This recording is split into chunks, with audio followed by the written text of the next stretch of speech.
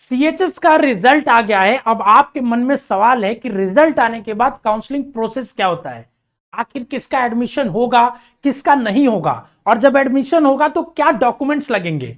तो रिजल्ट के बाद के सारे प्रोसेस मैं आपको इस वीडियो में समझाने वाला हूं, जिसमें मैं आपको बताऊंगा कि रिजल्ट के बाद काउंसलिंग प्रोसेस कैसे होता है, क्या डॉक्यूमेंट आपको चाहिए। जिनके भी अच्छे मार्क्स आ रहे हैं वो अपने से डॉक्यूमेंट को अभी बनवा के रख ले। तो देखिए, सबसे पहली बात, आप बुलेटिन में ही देखोगे तो दिखा है कि रिजल्ट आपका आ चुका है, ठीक है ना। अब 9 तारीख को रिजल्ट रिलीज हो गया। उसके बाद हर क्लास की काउंसलिंग की डेट दी है। काउंसलिंग का मतलब यह होता है कि जो भी बच्चों को बुलाया जाएगा उसकी एक लिस्ट निकालती है बीएचयू सीएचएस अपने वेबसाइट पे bhuonline.in पे, और वहां पे वो बताती है कि इतने मार्क्स से ऊपर वाले जो भी बच्चे हैं वो आए काउंसलिंग कराने के लिए। तो उसकी एक लिस्ट सीएचएस निकालेगी बीएचयू ऑनलाइन पे, जो कि 2-4-5 दिनों में कभी भी आ सकती है। उसको कहते हैं calling cut off. Calling cut off मतलब कि आपको ऐसे बोल सकती है कि 80 नंबर के ऊपर जितने बच्चे हैं, हर कैटेगरी का अलग अलग मार्क्स होता है उसमें, ठीक है। जनरल के लिए अलग, ओबीसी के लिए अलग, एससी के लिए अलग, एसटी के लिए अलग, हर क्लास का अलग अलग मार्क्स होता है। तो उसका एक पूरी लिस्ट निकलती है। तो उसमें यह बताया जाता है कि जिनका भी इसके ऊपर मार्क्स है वो सभी बच्चे काउंसलिंग कराने आए। जनरली क्या होता है कि 100 सीट है तो 300 बच्चों को बुलाते हैं, ज्यादा बच्चों को वो लोग बुलाते हैं काउंसलिंग कराने के लिए, और शुरू से टॉप से बच्चों का एडमिशन लेना चालू करते हैं। तो काउंसलिंग में क्या होता है, काउंसलिंग में आपको सारे डॉक्यूमेंट्स लेके आने होते हैं, और जिन बच्चों का वहां पे रोल कॉल किया जाता है, जैसे हाईएस्ट नंबर से चालू होता है रोल कॉल करना, और जिन बच्चों को भी बुलाया जाता है वो एडमिशन लेते हैं और वहीं पे उनका फाइनली एडमिशन हो जाता है। वहीं पे वो पैसा जमा कर देते हैं, वहीं पे डॉक्यूमेंट का वेरिफिकेशन हो जाता है, सारी चीजें हो जाती है। जैसे 9th का 23 जून को काउंसलिंग है, तो आपका 2 से 5 दिनों के अंदर 15-16 तारीख से पहले ही, या 15-16 तारीख के राउंड, आपका 14-15 तारीख के राउंड एक लिस्ट निकालेगी सीएचएस की, बीएचयू निकालेगी कि वो बताएगी कि इसमें आप जो भी इतने मार्क्स से ऊपर के बच्चे हैं वो काउंसलिंग के लिए 23 जून को आइए 9th वाले। ऐसे ही हर क्लास के लिए अलग अलग बच्चों को बुलाएगी, ठीक है ना। अब इसमें जब आप जाएंगे काउंसलिंग में तो क्या क्या डॉक्यूमेंट्स लेके जाएंगे उसकी तैयारी कर लीजिए अभी से, ठीक है ना। तो देखिए, डॉक्यूमेंट्स का लिस्ट मैं दिखा रहा हूं आपको, ये पिछले साल का डॉक्यूमेंट का लिस्ट है, ठीक है ना। पिछले साल का डॉक्यूमेंट्स का लिस्ट है ये, जो यही सेम डॉक्यूमेंट्स इस बार भी लगता है। 9th और 11th के लिए सिमिलर डॉक्यूमेंट्स, ये बस 1-2 डॉक्यूमेंट्स में फर्क है, ठीक है ना।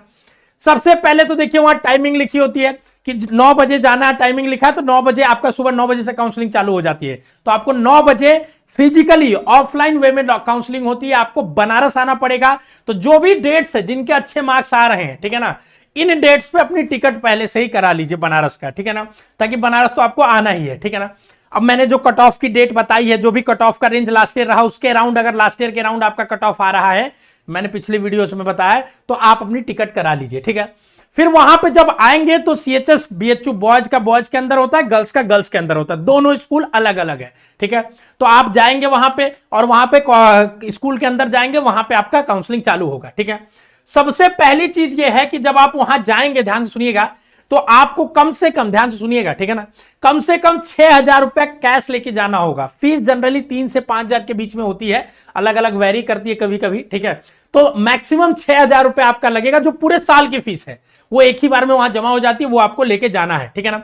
वहां पे जो सब्जेक्ट चूज करेंगे ऑप्शनल, उसके बेसिस पे होता है, ठीक है ना। जैसे 10th में है तो आपको ऑप्शनल सब्जेक्ट चूज करना पड़ता है। बाकी 8, 9th वालों के लिए तो कोई दिक्कत ही नहीं, आप 6,000 रुपए लेके जाइए, जो फीस 5,000, 4,000 लगती है वो लेंगे, बाकी आपको वापस कर देंगे, ठीक है।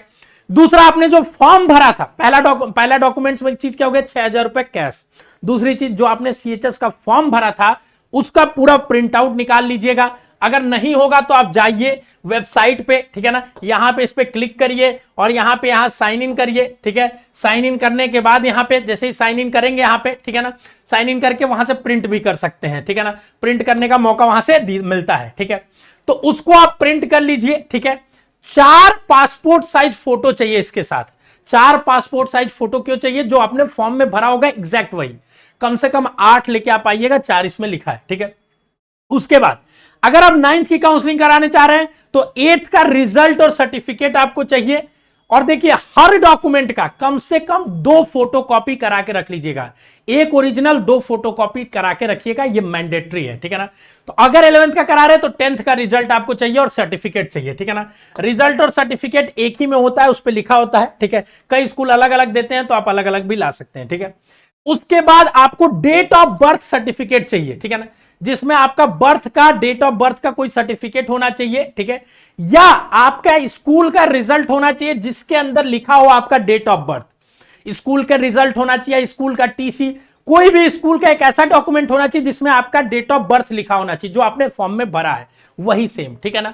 उसके बाद अगर आप कैटेगरी से आते हैं तो कैटेगरी सर्टिफिकेट होना चाहिए, लेटेस्ट कैटेगरी सर्टिफिकेट होना चाहिए, खासकर ईडब्ल्यूएस और ओबीसी के लिए अप्रैल के बाद का बना होना चाहिए, मतलब आपका नए सेशन का बना हुआ होना चाहिए। फिजिकली चैलेंज के लिए फिजिकली चैलेंज का कैटेगरी सर्टिफिकेट होना चाहिए, ठीक है, और बाकी जो भी जिस कैटेगरी से बिलोंग करते हैं उसका सर्टिफिकेट होना चाहिए। फिर मैंने आपको बताया रिजल्ट चाहिए, रिजल्ट के बाद आपको टीसी चाहिए, ठीक है ना। अब ध्यान से सुनिएगा, अंतिम विद्यालय द्वारा निर्गत टीसी सीबीएसई के अतिरिक्त अन्य सभी बोर्ड सक्षम अधिकारी द्वारा काउंटर साइंड होनी चाहिए।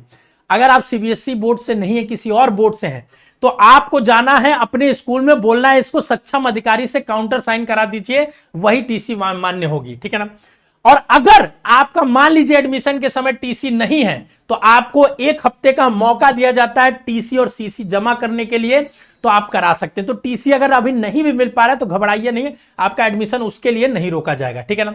पर आपको अंतिम विद्यालय द्वारा जारी चरित्र प्रमाण पत्र, कैरेक्टर सर्टिफिकेट चाहिए, टीसी ट्रांसफर सर्टिफिकेट और सी कैरेक्टर सर्टिफिकेट, ठीक है।